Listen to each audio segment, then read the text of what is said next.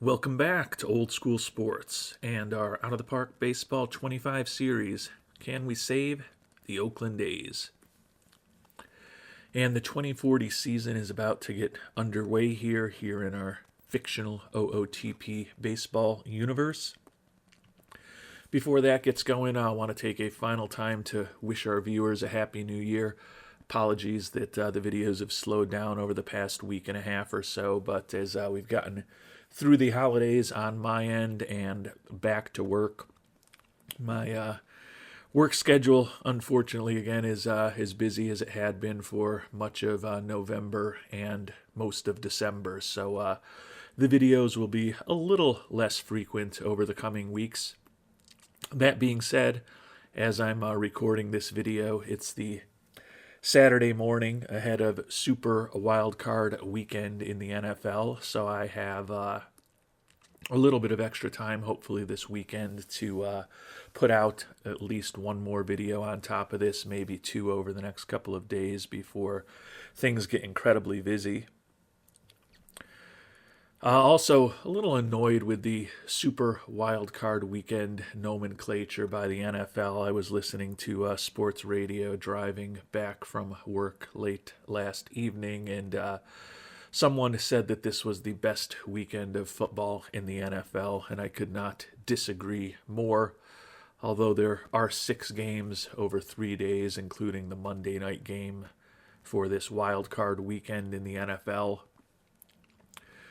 The 2 best teams in the NFL aren't playing, and typically some of the wild card teams, in my opinion, including some of the wild card teams this year, are a little bit sketchy and a little bit borderline. So my favorite NFL weekend is the one a week from now, the divisional playoff round, when typically you've got 4 incredibly good matchups with pretty much all of the teams that have a legitimate shot at actually winning a Super Bowl. So hopefully I'll be able to spend a little bit of time on football later today, but I will not be ignoring OOTP.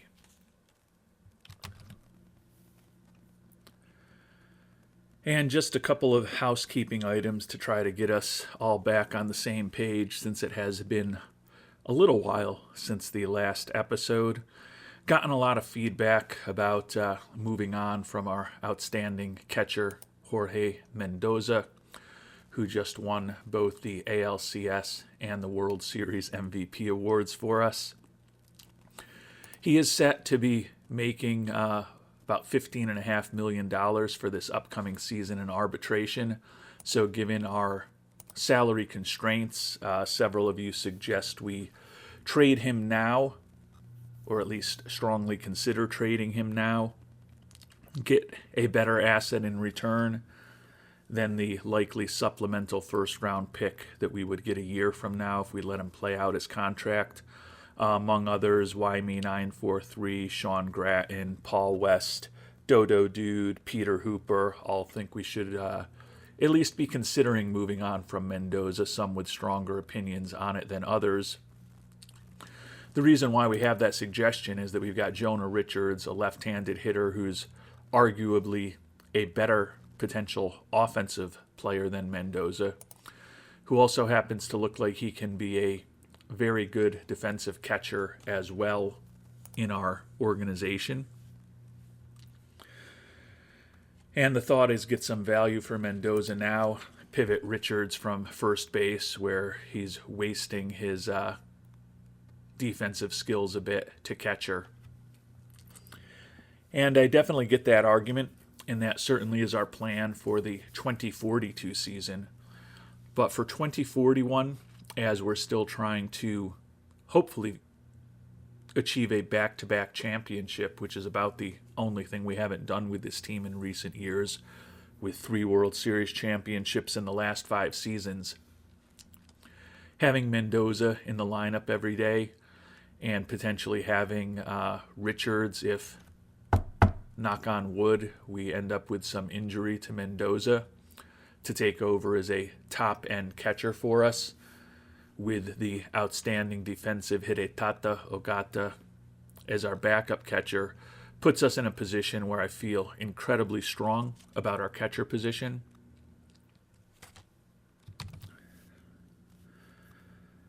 As we've talked a lot about over the past several episodes, we're going to need to cut a lot of money out of our payroll this offseason. We'll likely be moving on from the franchise Jake Ortega. So I get the argument to move on from Mendoza because, as I mentioned, we're going to be spending about $15 million on him to bring him back for 1 year. And if we wanted to have him play out the rest of his career with our Oakland organization, about $300 million over 10 years. So that is certainly not practical.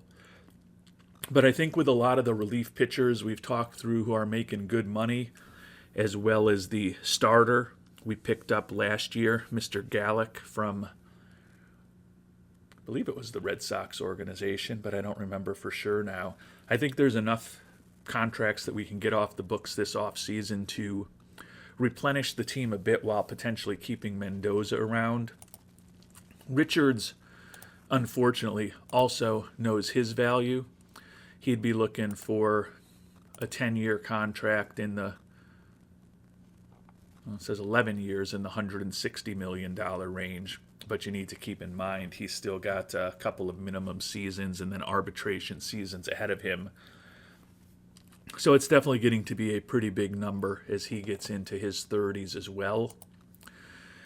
It was certainly not the suggestion from YME943, but through some back and forth we had over some comments he made, the idea came to me that given if we keep Mendoza with Richards as our catcher of the future, we could potentially manipulate Richards' service time again this year. He's only got 30 days of service. He came up last September.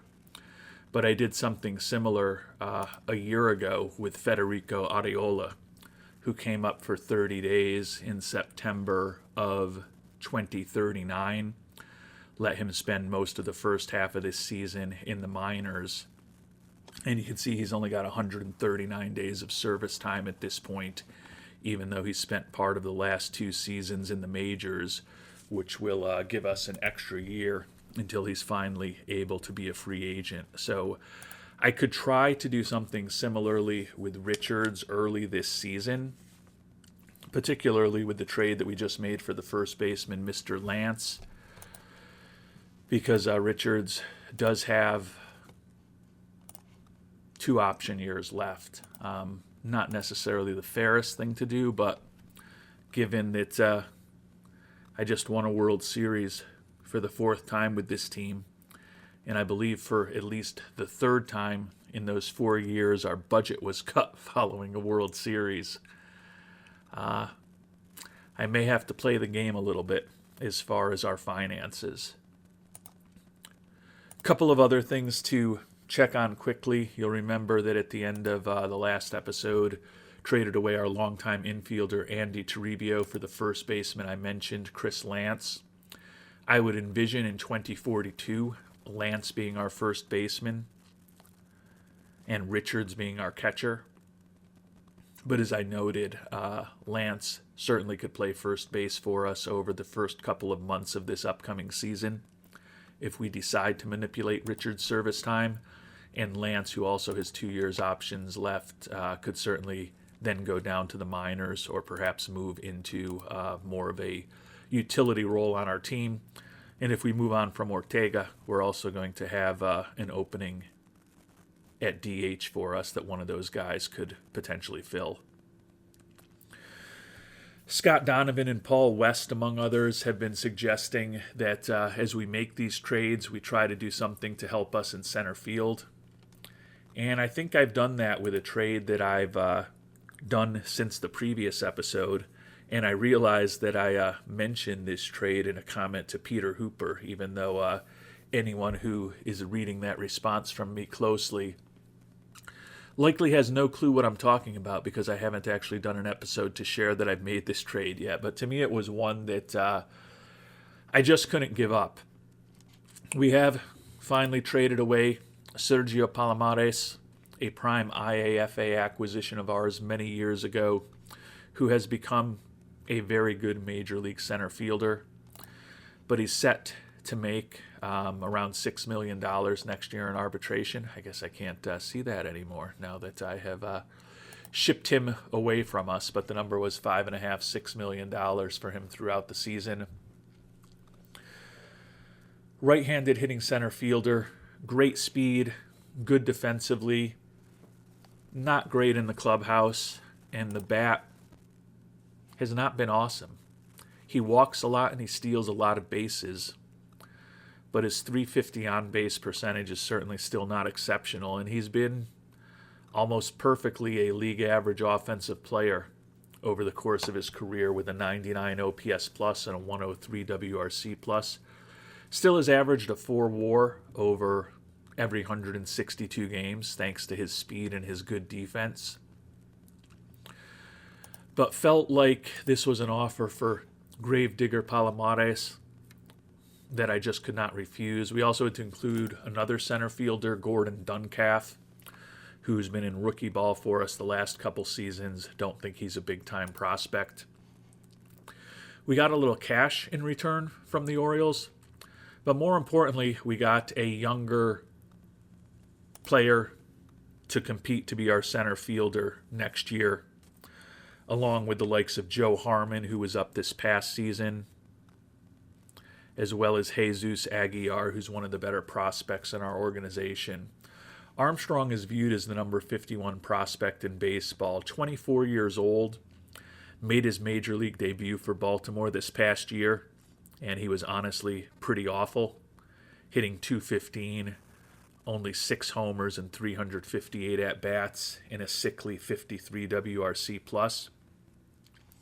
He's not as fast as Palomares. He's not as good defensively as Palomares.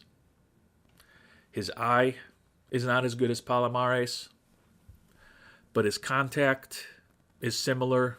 His gap power has the potential to be similar. And most importantly, he's got the potential to have a lot more home run power than Sergio Palomares ever had. And he's also a younger guy who's making the major league minimum with 2 option years left. So we can try to improve him a bit in the minors this year if we need to. Felt like this was an opportunity for us to get another guy who's younger than Palomares and cheaper than Palomares in the mix. I don't know if I could say that Armstrong is our center fielder of the future for the next 5 or 10 years, but if he reaches his full potential, he's certainly in the mix. Would love a little better error rating and a little better arm in center field, but he's at least got decent range, decent speed. And if he reaches his full potential, it's a potentially good bat.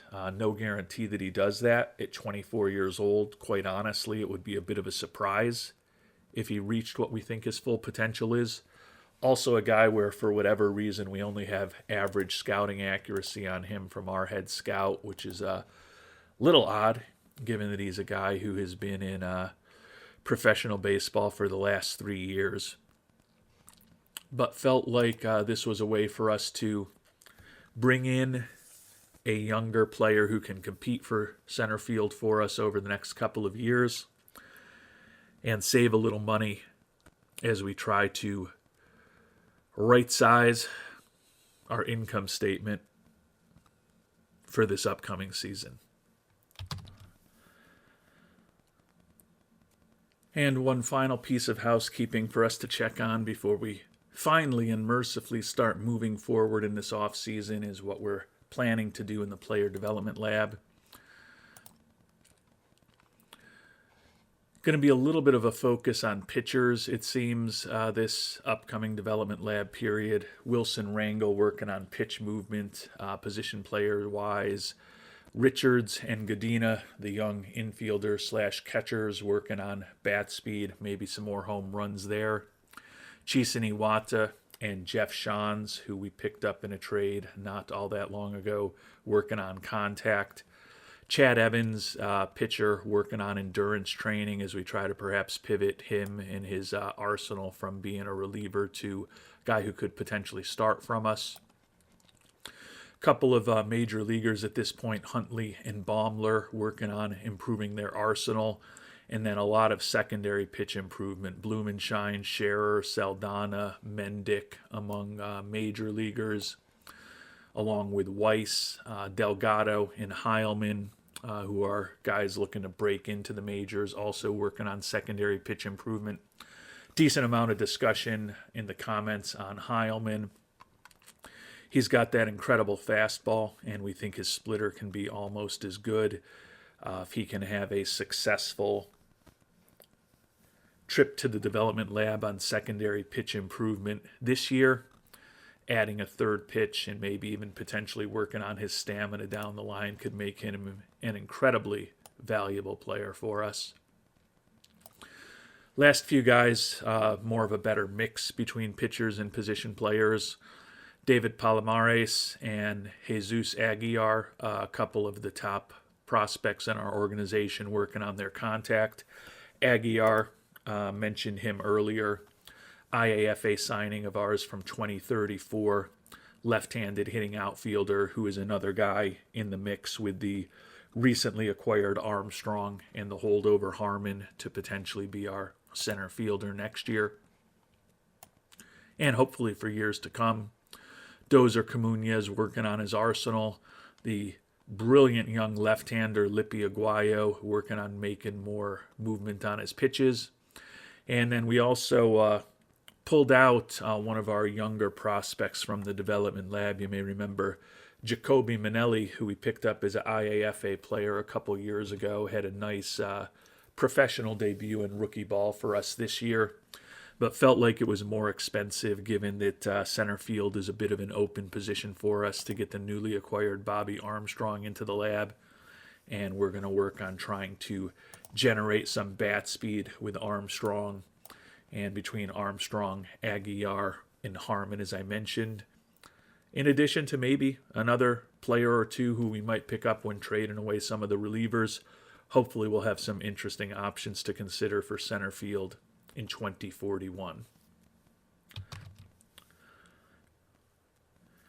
And with that, it's time to start moving forward. I think we should have some interesting candidates for some of the big awards over the next couple of weeks, but most importantly, we won the biggest award, as I noted, claiming a third World Series title in 5 years. The 106 wins of these 2040 A's was the best that we have had thus far. Right now, the plan is to offer both Dora and Ortega qualifying offers, hopefully get some draft pick compensation when they move on. Weiss, Carmichael, Scherer, Huntley, and Mendick, we have offered arbitration to all of them. Still officially deciding on Gallick and Mendoza at this point. We'll see how the next couple days go as we continue trying to shop as many players as we can and figure out the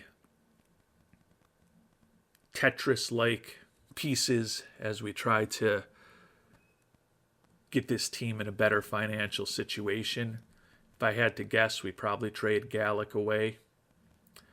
And as I've touched upon already, my inclination is to bring Mendoza back. Mendoza does have a little more value on the trade market than Gallick, but we can get a pretty good player in return for Gallick. And I think that when we look at this team for next year, having a catcher who just won the most valuable player awards in the two biggest series of the season is probably a bigger need for us than having even more ridiculous depth in our rotation and our bullpen. And I say that simply because we can play Richards at first base or DH for another season, even though he is our catcher of the future. And with the two trades that we've made most recently, of course, being getting Palomares off of the books, so that opened up some money. As I noted, we also got, I think, about $3 million in cash back from the Orioles in that trade for Armstrong as well. So we do have now another $12 million or so to play with, but even if we add every penny of that into our player development budget, that puts us around $22 million, which is still only about half of where we were a year ago. And we still would like to find probably at least another $10 million for our scouting budget. So we still have a lot of salary that we need to get off the books before we'll kind of be able to have scouting and player development be in the range that we want them to be. I would not mind throwing a lowball offer at Mr. Ortega in the next couple of weeks before he hits true free agency. Not expecting the franchise to take it, but feel like it's the least we can do for a player who is a two-time MVP for us and who has been a critically important member of our last 3 World Championship teams. I don't think he'll be back from us, but I wouldn't mind clearing enough money over the next couple of weeks to at least make an offer to him. But we've got a lot of work to do to get to that point as I think about where we are financially. And this won't be a surprise to any of you who have been following the last few episodes. Moving on from Mr. Orozco, who's been a really good stopper for us the last few years. Moving on from Mr. Blanco, who's been a really good reliever for us. And potentially moving on from Mike Gallick, in addition to the fact that we recently moved on from Sergio Palomares, are probably the most likely paths we have ahead of us to open up some of the money to at least get scouting and player development back to where we want them to be. And maybe before we officially make those changes to scouting and player development, maybe throw one final offer out at the franchise. And we've shifted most of the money that we did have available for this upcoming season into scouting and player development. But you can see both of those budgets are not even half of where they were a year ago. Scouting is still below baseline. Player development a bit above baseline at least, but not the type of level that we've typically invested throughout this playthrough to build a farm system that has been really productive for us and is still ranked 7th overall at this point. So we're going to be focused on clearing out some salary in the coming days. I guess the benefit is here that right now we don't have the supplemental picks that we're expecting from Mr. Dora's certain departure and Mr. Ortega's almost certain departure in the mix. So we can at least bump up scouting and player development a bit more over the near term. Honestly, not completely sure the impact that the development budget has on things like the development lab when the development lab is running during the off season, but you're still not locked in as far as what your ultimate player development budget will be. But I don't think it can hurt to have more money in there in case it is something that factors as you're working through the finances in the off season. And we've gotten right to work shopping the likes of the pitchers Gallick, Orozco, and Blanco for both major leaguers as well as prospects. And I think we may have a deal together for Gallick. Mentioned we picked him up from Boston last year. A very good right-handed pitcher. Great personality. But set to be making good money at $10 million next year. And obviously as a 27-year-old who still has 2 arbitration years ahead of him is a reasonably valuable asset, particularly for a bigger money team than our Oakland A's that can afford him. So there's a pretty interesting and long list of prospect packages for us to consider. One of the more interesting options that was out there, if I can find him to talk through this with you, was the third baseman Kevin Hutchings in the Reds organization. He was the 17th overall pick a year ago in 2039. Nice defensive third baseman, some positive personality traits, and we think he definitely could hit some home runs and draw some walks. The rest of his bat is likely pretty average. Hasn't been impressive in his first year plus in rookie ball, but he's also only 19 years old. Unfortunately, even if we included Gallic, Orozco, and Blanco in the deal, that would not be enough for us to get Mr. Hutchings, and we'd have to include another pretty important prospect or pretty important major leaguer. So the guy that we are honing in on now, whose price is a little bit less, is the starting pitcher, 21-year-old Luis Villarreal. Finished up this past season in Class A ball in the Padres organization, but played with a couple of their rookie-level teams as well as A ball. Number 38 prospect in baseball. Borderline stamina to be a starter, but some good personality traits, potential decent 3-pitch arsenal. If he reaches his full potential, we think his stuff could be good, his control a bit above average, and his movement average. Only throws in the low to mid-90s. As I mentioned, he just turned 21 years old, number 38 prospect in baseball. I think he's more of a back of the rotation type of starter, but if everything worked out for him, he might be a little bit more than that, and would certainly be a nice supplement to the pitching youth in our organization. And as I noted, his price, although here it's Gallic and Rangel, which I think is exactly what the asking price was when we looked at Mr. Hutching. Yeah, Gallic and Rangel for him as well. When we get into actually working on the deal, it's a little bit cheaper to potentially make a move for Mr. Villarreal, which is the likely path we will try to go down here.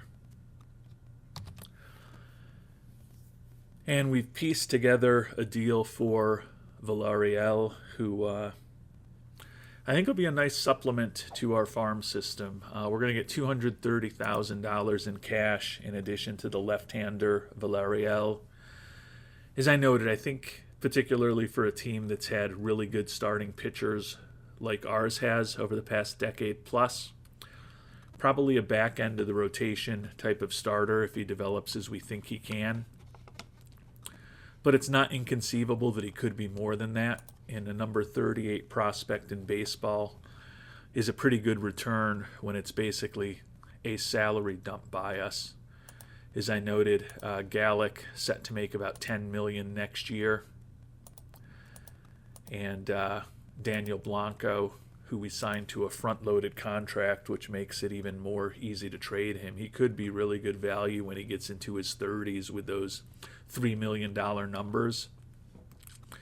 But because of that, he's got actually a little more trade value right now than Orozco does, even though he hasn't been quite the pitcher in the major leagues that Orozco has been.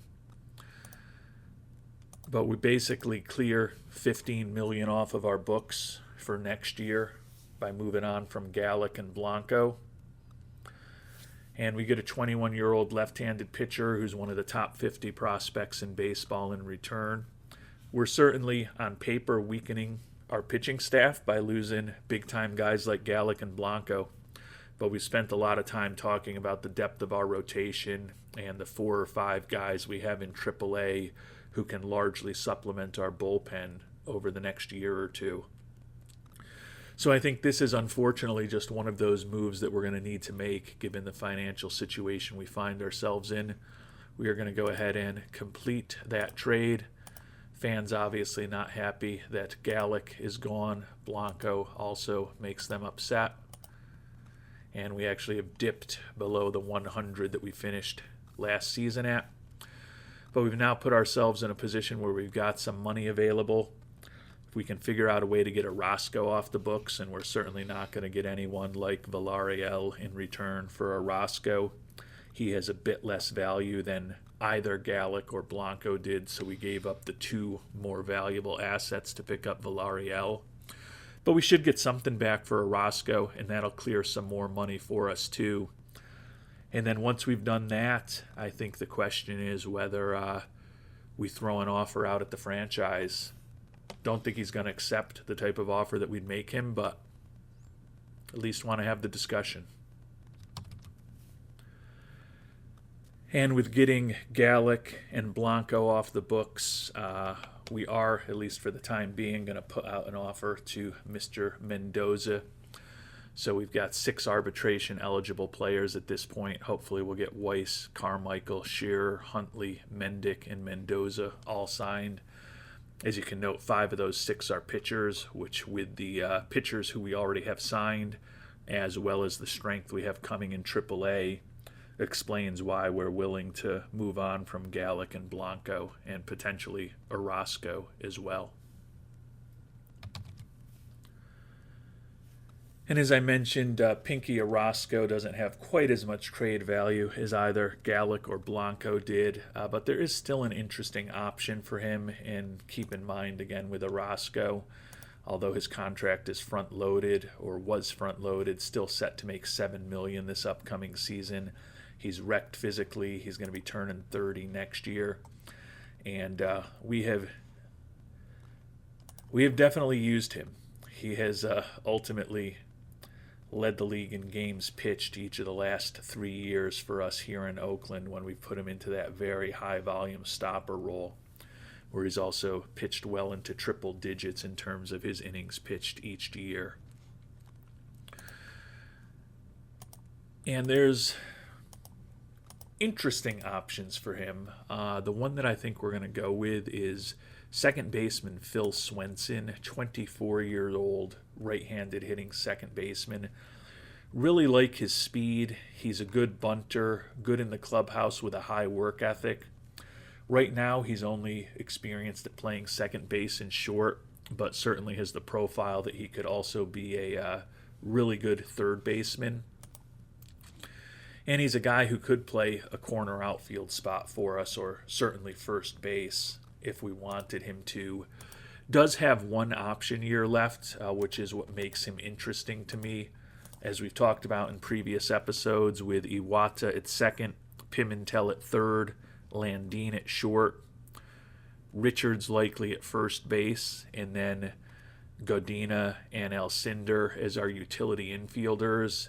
Even with the recent departure of Toribio, we really love our infield for next year. But Swenson gives us a younger guy with speed and versatility. Not going to walk a ton or hit a ton of home runs, but looks like a pretty good contact hitter who should have a lot of extra base hits. Can get him up to the curve on third base in AAA next year.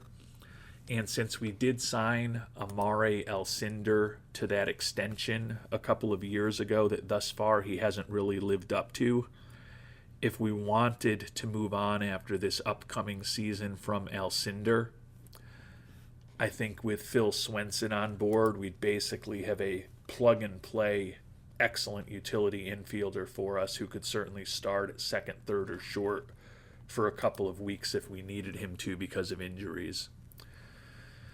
So I'm going to explore whether we can maybe get even a little more back than just Swenson for Orozco in this trade with the Twins. But I don't love moving on from these guys, but it's something that we can afford to do given the depth we have in pitching in our organization. And it's also something that we kind of have to do financially if I want to continue investing in scouting and player development, which those of you who have followed me over the years know that I definitely want to. And it's a real interesting situation here, potentially trading Orozco to the Twins, because you may remember from the postseason that we ran into this Twins team, and they look like they have an incredible young roster, so certainly a team that is likely to be challenging us in the American League over the next several seasons. So giving them our very accomplished stopper, who's still a very good pitcher and signed to a pretty good contract, is potentially a bold move. But we want to get that money off our books, and apparently because the Twins are so young, they've got a ton of money available, and they don't intend to spend it this offseason. They've actually said they'll give us $26 million in cash in addition to Swenson for Orozco. Although the game and these difficult trade settings are letting me do that, I just can't do that. I'm going to cut that number in half. It certainly will still be very helpful for us this year to have that extra money. Not going to help us necessarily balance the P&L statement because we're going to be spending that money likely on scouting and player development, but it does certainly give us a boost for this upcoming season, even if we aren't going to have that money in perpetuity in the budget, unfortunately. But we are going to cut that in half. They were very willing to throw in cash. Unfortunately, not really too willing to throw in any other assets for us, but getting some money in return, as well as a guy who we think could be a useful utility infielder for us in the coming seasons, and possibly more cost-effective than the likes of Alcindor. We're also getting close to the situation where, unfortunately, Alejandro Landin is nearing the end of his contract with us, and may be too expensive for us to retain for the long term. So I think having a young, cost-effective, versatile infielder like Swenson in the organization makes sense. So we are going to say goodbye to Mr. Orozco as well. Obviously, the fans unhappy with that too. We have, through those 3 trades and the cash we've gotten back in return, put ourselves in a situation where we've got a lot of money to spend this year, and even some for extensions right now. Fan interest still hanging out at a good level, and we're hoping that perhaps signing some of these arbitration-eligible players who are popular in some cases will boost us back over 100 to prepare for the coming storm that is likely coming when we move on from Ortega and Ordora. Checking in on the franchise, looking for 6 years at $27.5 million a year. That's just not a deal that we can do. But given what we've done and the money we've brought on board, and I know there's probably part of you, and I agree with this, who are saying, hey, you're on the toughest trade setting. The game said they'd give you $26 million.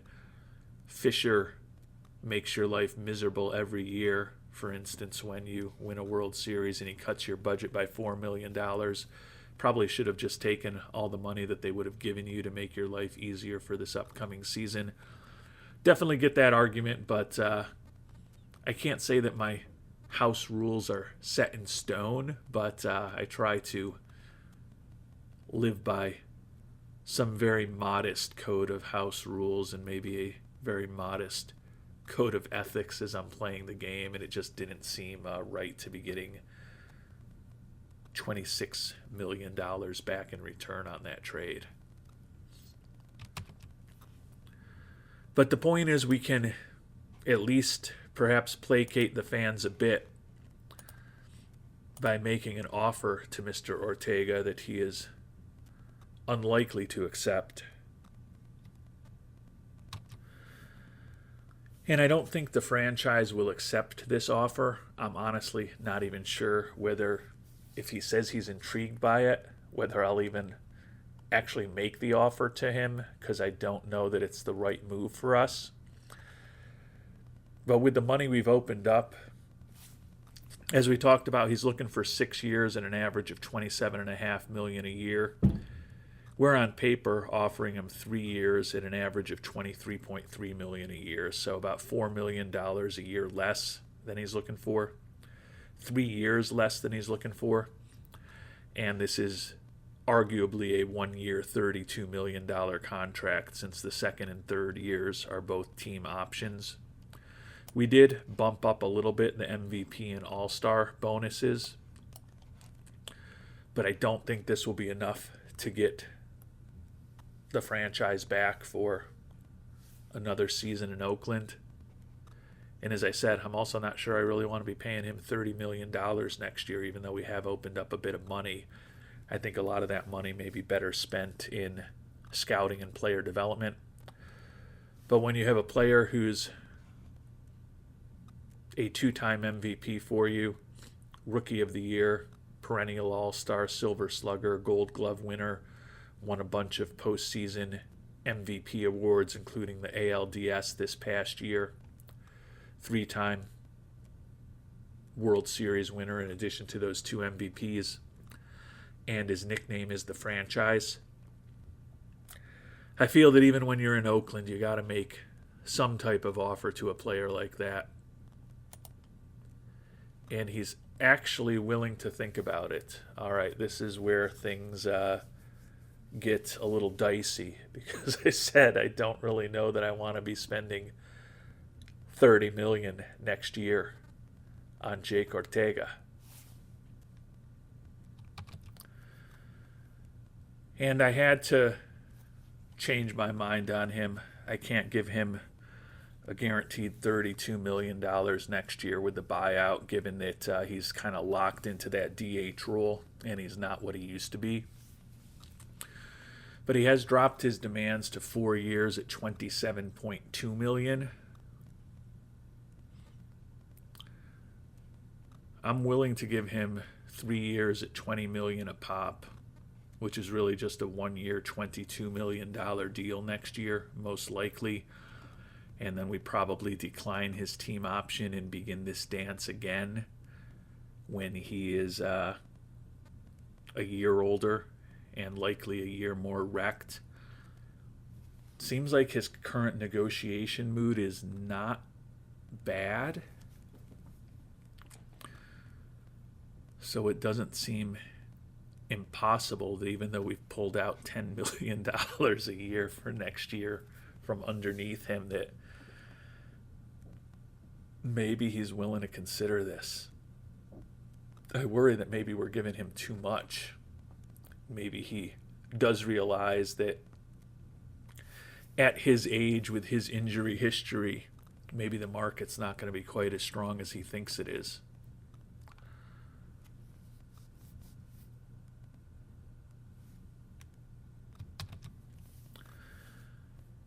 And I've definitely gotten a little weaselly here with the franchise, which really, in reality, would not be the way to potentially end this very productive long-term relationship. But he's been somewhat more willing, given how high his demands have been, to consider coming back with us. We've upped the MVP bonus for next year to $2 million, not expecting that that will come into play. But if it does, I'd happily pay it. But we've cut back to just $18 million a year over each of the next 3 years, with the last 2 years not guaranteed. So essentially it's a 1 year, $19.8 million guaranteed deal, which I think is just slightly more than he would get if he accepted our qualifying offer. I don't think this works for him. I'm almost confident it won't, but if we can bring the franchise back for less than $20 million next year, I've got to at least show him that level of loyalty. Again, I think we've cut this salary next year from $30 million to $18 million since he said, oh yeah, I'll think about that. So I'd have to think this isn't going to work. Yeah, and it's not. He's disappointed with our offer, and he's back to $27.5 million over 6 years. I might hit him back one more time with something a little more in the middle between the first offer and the second offer, but it is definitely going to be closer to that second offer. And we're back to the 3 years at $60 million, bigger bonus for MVP and All-Star. We've turned the third year into a player option, but realistically this is 1 year at $22 million and then an out for us where we decline that team option for 2042. Don't think Ortega goes for this, and I think it's possible that his mood turns very sour on us at that point, but I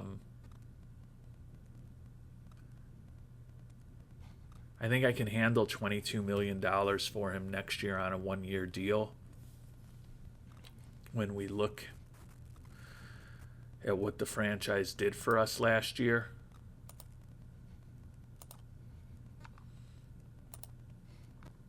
still was a pretty productive offensive player. Led the league with a career-high 63 steals, 38 doubles, 22 homers, scored over 100 runs, 118 WRC plus, and 3.7 WAR. Certainly aren't what he did for us in his prime. but he was still a very productive offensive player, and as we talked about, was the Divisional Series MVP for us.